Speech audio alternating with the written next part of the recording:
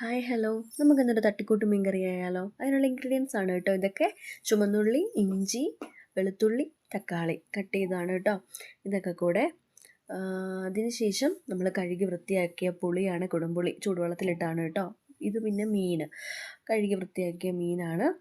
മസാലയാണ് കേട്ടോ, മുളക് പൊടി, മഞ്ഞൾപ്പൊടി, മല്ലിപ്പൊടി, ഫിഷ് മസാലയൊക്കെയാണ്. അത് ചൂടാക്കിയതാണ് കേട്ടോ. പിന്നെ നമ്മൾ ചട്ടി വെച്ചു, നമ്മൾ അതിനകത്തോട്ട് ഇൻഗ്രീഡിയൻസ് ഒക്കെ ഇട്ടു, കടുക് താളിച്ചു, ഉപ്പും കൂടി ഇട്ട് നല്ലപോലെ മിക്സ് ചെയ്തെടുക്കുകയാണ് കേട്ടോ. അതിനകത്ത് നമ്മൾ ഈ മസാല എല്ലാം കൂടെ ഇട്ട് നല്ലപോലെ വഴറ്റിയതിന് ശേഷം നമ്മൾ എന്താണ് നല്ലപോലെ അങ്ങ് വഴറ്റണം കേട്ടോ. ഇത് സത്യം പറഞ്ഞാൽ എന്നെപ്പോലുള്ള മടിച്ചികൾക്കുള്ളൊരു തട്ടിക്കൂട്ട് കറിയാണ് കേട്ടോ. അതിനുശേഷം നമ്മൾ എന്ത് ചെയ്യണം, നമ്മൾ അടുത്ത് വെച്ചിരിക്കുന്ന പുളിവെള്ളം ഉണ്ടല്ലോ അത് ഇതിനകത്തോട്ട് ഒഴിച്ചു കൊടുക്കുക. എന്നിട്ട് നമ്മൾ നല്ലപോലെ ഇതങ്ങ് മിക്സ് ചെയ്ത് നല്ലപോലെ മിക്സ് ചെയ്യണം കേട്ടോ. നല്ലപോലെ അങ്ങ് മിക്സ് ചെയ്ത് ഇത് നല്ലപോലെ അങ്ങ് ഇച്ചിരി കൂടെ നമ്മൾ വെള്ളം ആഡ് ചെയ്യുക, ചൂടുവെള്ളം ആഡ് ചെയ്യുക കേട്ടോ.